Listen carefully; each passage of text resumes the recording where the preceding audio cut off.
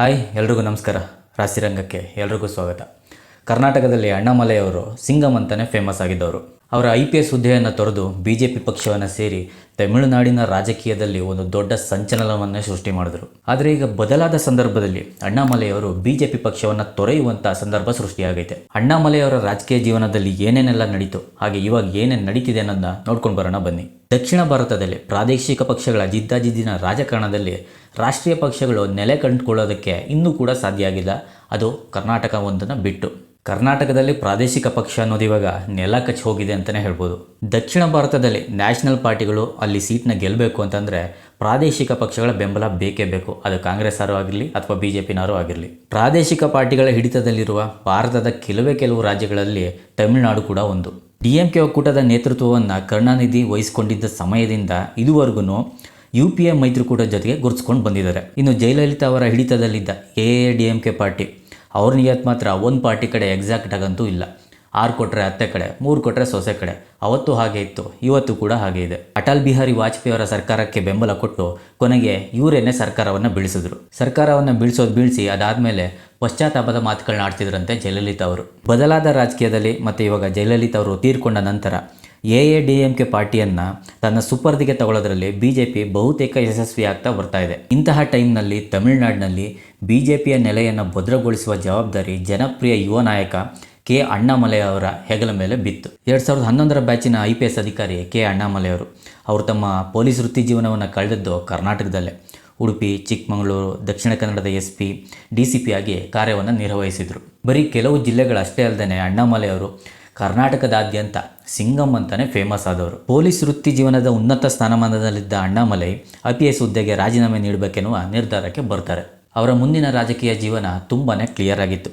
ಹೀಗಾಗಿ ಅವರನ್ನು IPS ಹುದ್ದೆನಲ್ಲೇ ಉಳಿಸುವಂಥ ಒತ್ತಡನ ಯಾರೂ ಕೂಡ ತರಕ್ಕೆ ಹೋಗಲಿಲ್ಲ. ಕರೂರಿನ ನಿವಾಸಿಯಾದ ಅಣ್ಣಾಮಲೈ ಅವರು 2019ರಲ್ಲಿ IPS ಹುದ್ದೆಗೆ ರಾಜೀನಾಮೆಯನ್ನು ಕೊಡ್ತಾರೆ. ತಮ್ಮ ಹಿರಿಯ ಸಹೋದ್ಯೋಗಿಯಾಗಿದ್ದ ಮಧುಕರ್ ಶೆಟ್ಟಿಯವರ ಅಕಾಲಿಕ ನಿಧನ ನನ್ನನ್ನು ತುಂಬಾ ಕಾಡ್ತಾ ಇದೆ. ಮಾನಸ ಸರೋವರದ ಭಾಗದಲ್ಲಿ ಸ್ವಲ್ಪ ದಿನ ಕಳಿತೀನಿ.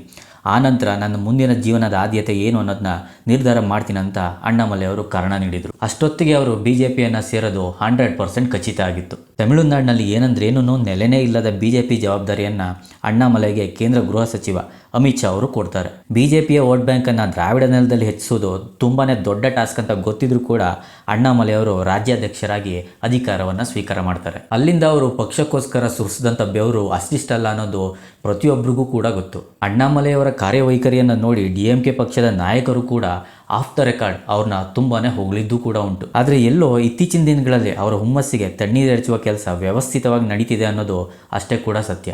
ರಾಜ್ಯಾಧ್ಯಕ್ಷರಾಗಿ ಆಯ್ಕೆ ಆದಮೇಲೆ ಕಾಲಿಗೆ ಚಕ್ರ ಕಟ್ಕೊಂಡವರಂಗೆ ತಮಿಳುನಾಡಿನ 234 ಅಸೆಂಬ್ಲಿ ಕ್ಷೇತ್ರನ ಸುತ್ತಾಡಿ ಪಕ್ಷದ ಬೇಸನ್ನು ಬಲಪಡಿಸುವಂಥ ಕೆಲಸವನ್ನು ಮಾಡಿದ್ರು. ದುರದೃಷ್ಟ ಅಂದರೆ ಇಷ್ಟೆಲ್ಲನೂ ಮಾಡಿ ಕೂಡ 2021ರ ವಿಧಾನಸಭಾ ಚುನಾವಣೆಯಲ್ಲಿ ಖುದ್ದು ಸ್ಪರ್ಧಿಸಿದ್ರೂ DMK ಅಭ್ಯರ್ಥಿ ವಿರುದ್ಧ ಸೋಲನ್ನು ಅನುಭವಿಸ್ತಾರೆ. ಆ ಎಲೆಕ್ಷನ್ನಲ್ಲಿ NDA ಮೈತ್ರಿಕೂಟದ ಭಾಗವಾಗಿ AADMK ಜೊತೆ ಸೇರಿಕೊಂಡು BJP 20 ಕ್ಷೇತ್ರದಲ್ಲಿ ಸ್ಪರ್ಧಿಸಿತ್ತು. ಅಣ್ಣಾಮಲೈ ಅವರು ಎಲೆಕ್ಷನಲ್ಲಿ ಸೋತಿದ್ರೂ ಕೂಡ ಸಕ್ರಿಯ ರಾಜಕಾರಣಕ್ಕೆ ಇಳಿದ ಒಂದೇ ವರ್ಷದಲ್ಲಿ ಅವರು ಪಡೆದಂಥ ಮತ ಎಲ್ಲರ ಹುಬ್ಬೇರುವಂತೆ ಮಾಡಿತ್ತು. AADMK ನಾಯಕರನ್ನೇ ಪಕ್ಕಕ್ಕೆ ಸರಿಸಿ ಇವರು ಮುನ್ನೆಲೆಗೆ ಬರ್ತಾರೆ. ಅದಕ್ಕೆ ತಕ್ಕಂತೆ ಅವರಿಗೆ ಸರಿಯಾದ ಪ್ರೋತ್ಸಾಹನೂ ಕೂಡ ಸಿಗುತ್ತೆ. ಹೆಚ್ಚಾಗಿ ಪ್ರಧಾನಿ ನರೇಂದ್ರ ಮೋದಿ ಅವರಿಗೆ ಅಣ್ಣಾಮಲೈ ಅವರು ತುಂಬಾ ಹತ್ತಿರ ಆಗ್ತಾರೆ. 2019ರ ಚುನಾವಣೆಗೆ ಹೋಲಿಸ್ಕೊಂಡ್ರೆ BJPಯ ಮತ ಪ್ರಮಾಣ ತುಂಬಾ ಏರಿಕೆಯಾಗಿರುತ್ತೆ. ತಮಿಳುನಾಡಿನಲ್ಲಿ BJPಯ ಮತ ಪ್ರಮಾಣ ಹೆಚ್ಚಾಗೋದಕ್ಕೆ ಮುಖ್ಯ ಕಾರಣ ಅಂತಂದರೆ ಅಣ್ಣಾಮಲೈ ಅವರ ಅವಿರತ ಪ್ರಯತ್ನ ಅನ್ನೋದು ರಾಜಕೀಯ ವಿಶ್ಲೇಷಕರ ಅಭಿಪ್ರಾಯ. ಎನ್ ಮಣ್ ಎನ್ ಮಕ್ಕಳು ಅನ್ನುವಂಥ ಪಾದಯಾತ್ರೆಯನ್ನು ಅಣ್ಣಾಮಲೈ ಅವರು ಶುರು ಮಾಡಿದರು. 2023ರಲ್ಲಿ ಗೃಹ ಸಚಿವ ಅಮಿತ್ ಶಾ ಅವರು ಇದಕ್ಕೆ ಚಾಲನೆಯನ್ನು ನೀಡಿದರು. ಈ ಪಾದಯಾತ್ರೆಗೆ ಸಿಗ್ತಿದ್ದಂಥ ಜನಬೆಂಬಲವನ್ನು ನೋಡಿ ಈ ದ್ರಾವಿಡ ಪಾರ್ಟಿಗಳು ಮುಖ ನೋಡ್ಕೊಳ್ಳುವಾಗ ಆಗಿತ್ತು. ತ್ರಿಪುರ ಜಿಲ್ಲೆಯ ಪಲ್ಲಾದಮ್ನಲ್ಲಿ 2024ರ ಫೆಬ್ರವರಿಯಲ್ಲಿ ಈ ಯಾತ್ರೆ ಕಂಪ್ಲೀಟ್ ಆಗುತ್ತೆ. ಈ ಸಮಾರೋಪಕ್ಕೆ ಪ್ರಧಾನಮಂತ್ರಿ ನರೇಂದ್ರ ಮೋದಿ ಅವರು ಕೂಡ ಬಂದಿರ್ತಾರೆ. ಕಣ್ಣು ಆಯಿಸ್ತಲೆಲ್ಲ ಜನಸಾಗರ ತುಂಬಿದ ಸಭೆಯಲ್ಲಿ ಅಣ್ಣಾಮಲೈ ಅವ್ರನ್ನ ಪ್ರಧಾನಿಯವರು ಹಾಡಿ ಹೊಗಳ್ತಾರೆ. ಇದಾದ ಕೆಲವೇ ದಿನದಲ್ಲಿ ಸಾರ್ವತ್ರಿಕ ಚುನಾವಣೆಗೆ ದಿನಾಂಕವನ್ನು ಕೇಂದ್ರ ಚುನಾವಣಾ ಆಯೋಗ ಘೋಷಣೆಯನ್ನು ಮಾಡುತ್ತೆ.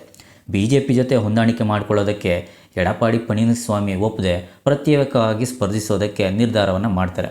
ಇದು DMK ಮೈತ್ರಿಕೂಟಕ್ಕೆ ಭರ್ಜರಿ ವರವಾಗಿ ಪರಿಣಮಿಸುತ್ತೆ. ಮತ್ತೆ NDA ಮೈತ್ರಿಕೂಟ ಕೇಂದ್ರದಲ್ಲಿ ಅಧಿಕಾರಕ್ಕೆ ಬಂದ ಮೇಲೆ BJP AIADMK ಮೈತ್ರಿ ಸಂಬಂಧ ಮಾತುಕತೆ ಮತ್ತೆ ಆರಂಭ ಆಗುತ್ತೆ. ಮೈತ್ರಿಗೇನೋ ಎಡಪ್ಪಾಡಿ ಪಳನಿಸ್ವಾಮಿ ಒಪ್ಕೋತಾರೆ. ಆದರೆ ಅದಕ್ಕೂ ಮುಂಚೆ ಒಂದು ಕಂಡೀಷನ್ ಕೂಡ ಹಾಕ್ತಾರೆ. ಏನಪ್ಪ ಆ ಕಂಡೀಷನ್ ಅಂತ ಅಂದರೆ, ರಾಜ್ಯ ಬಿಜೆಪಿ ಘಟಕದ ಅಧ್ಯಕ್ಷರಾಗಿ ಅಣ್ಣಾಮಲೈ ಅವರು ಮುಂದುವರಿಬಾರ್ದು ಅಂತ. ಇದಕ್ಕೆ ಅಮಿತ್ ಶಾ ಮತ್ತು ಮೋದಿಯವರು ಆರಂಭದಲ್ಲಿ ಒಪ್ಕೊಳ್ಳದೇ ಇದ್ರೂ ಮುಂದಿನ ವರ್ಷ ಚುನಾವಣೆ ನಡೆಯುತ್ತಿರುವ ಹಿನ್ನೆಲೆಯಲ್ಲಿ ಒಪ್ಕೊಳ್ಬೇಕಾಗತ್ತೆ. ಪಕ್ಷದ ಡಿಸಿಷನ್ನಿಂದ ಅಣ್ಣಾಮಲೈ ಅವರು ರಾಜ್ಯಾಧ್ಯಕ್ಷ ಸ್ಥಾನದಿಂದ ಕೆಳಗಿಳಿಬೇಕಾಯಿತು. ನೈನಾರ್ ನಾಗೇಂದ್ರ ಅವರು ರಾಜ್ಯಾಧ್ಯಕ್ಷರಾಗ್ತಾರೆ. ಆದರೆ ಬಿಜೆಪಿ ವರಿಷ್ಠರ ಈ ನಿರ್ಧಾರಕ್ಕೆ ಕಾರ್ಯಕರ್ತರ ಮಟ್ಟದಲ್ಲಿ ವ್ಯಾಪಕ ಅಸಮಾಧಾನಕ್ಕೆ ಕಾರಣ ಆಗುತ್ತೆ. ಇದಷ್ಟೇ ಅಲ್ಲದೆ ಎಐಎಡಿಎಂಕೆ ನಾಯಕರು ಕೂಡ ಅಣ್ಣಾಮಲೈ ಅವ್ರನ್ನ ಲೇವಡಿ ಮಾಡೋದಕ್ಕೆ ಶುರು ಮಾಡ್ತಾರೆ. ಅಮಿತ್ ಶಾ ಅವ್ರ ಸೂಚನೆ ಮೇರೆಗೆ ನಾನು ಸುಮ್ಮನಿದ್ದೀನಿ, ಇಲ್ಲ ಅಂದಿದ್ರೆ ಇವರ ಬಾಯಿ ಮುಚ್ಚೋದಕ್ಕೆ ನನಗೆ 2 ನಿಮಿಷ ಸಾಕು ಅನ್ನೋ ಮಾತನ್ನು ಅಣ್ಣಾಮಲೈ ಅವರು ಹೇಳಿದರು. ಇನ್ನು ಕಳೆದ ವಾರ ಅಣ್ಣಾಮಲೈ ಅವರು ಆಡಿದಂಥ ಒಂದು ಮಾತು ವ್ಯಾಪಕ ಚರ್ಚೆಗೆ ಕಾರಣವಾಗ್ತಾ ಇದೆ. ಒತ್ತಾಯಪೂರ್ವಕವಾಗಿ ಹೆಗಲ ಮೇಲೆ ಗನ್ ಇಟ್ಕೊಂಡು ಉಳಿಸ್ಕೊಳ್ಳಲು ಸಾಧ್ಯವಿಲ್ಲ ಅನ್ನೋ ಮಾತುಗಳನ್ನ ಹೇಳಿದ್ದಾರೆ. ಹೊಸ ಪಾರ್ಟಿ ಕಟ್ಟೋ ಸುದ್ದಿ ಕೂಡ ಊಹಾಪೋಹ, ಸಮಯ ಬಂದಾಗ ಎಲ್ಲವನ್ನ ಮಾತಾಡ್ತೀನಿ ಅಂತ ಅಣ್ಣಾಮಲೈ ಅವರು ಹೇಳಿದರು. ಬಿಜೆಪಿಯಿಂದ ಹೊರಬರೋದಕ್ಕೆ ಅಣ್ಣಾಮಲೈ ಅವರು ಎಲ್ಲ ಸಿದ್ಧತೆಗಳನ್ನ ಮಾಡ್ಕೋತಿದ್ದಾರೆ ಅನ್ನೋ ಮಾತುಗಳು ಇವಾಗ ಎಲ್ಲ ಕಡೆ ಕೇಳಿಬರ್ತಾ ಇದೆ. ಒಂದು ಪಕ್ಷಕ್ಕೆ ಇಷ್ಟೊಂದು ದುಡ್ದು ತಮಿಳುನಾಡಿನಲ್ಲಿ ಹೆಸರೇ ಇಲ್ಲದಂಥ ಬಿಜೆಪಿಯನ್ನು ಮುನ್ನೆಲೆಗೆ ತಂದಂಥ ಅಣ್ಣಾಮಲೈ ಅವ್ರನ್ನ ಇವಾಗ ಅದೇ ಪಕ್ಷದಲ್ಲಿ ಮೂಲೆ ಗುಂಪು ಮಾಡಿರೋದು ಎಷ್ಟು ಸರಿ? ಅಣ್ಣಾಮಲೈ ಅವರು ಬಿಜೆಪಿ ಪಕ್ಷವನ್ನು ಬಿಡಬೇಕಾ ಅಥವಾ ಅಲ್ಲೇ ಮುಂದುವರಿಬೇಕಾ? ಇದ್ರ ಬಗ್ಗೆ ನಿಮ್ಗೇನು ಅನಿಸುತ್ತೆ ಅನ್ನೋದನ್ನ ಕಮೆಂಟ್ನ ತಿಳಿಸಿ. ವಿಡಿಯೋ ಇಷ್ಟ ಆಗಿದ್ರೆ ಎಲ್ಲರೂ ಚಾನಲ್ಗೆ ಸಬ್ಸ್ಕ್ರೈಬ್ ಮಾಡಿ, ಎಲ್ರಿಗೂ ಶೇರ್ ಮಾಡಿ, ಸಪೋರ್ಟ್ ಮಾಡಿ. ಮತ್ತೆ ಮುಂದಿನ ವಿಡಿಯೋದಲ್ಲಿ ಸಿಗೋಣ.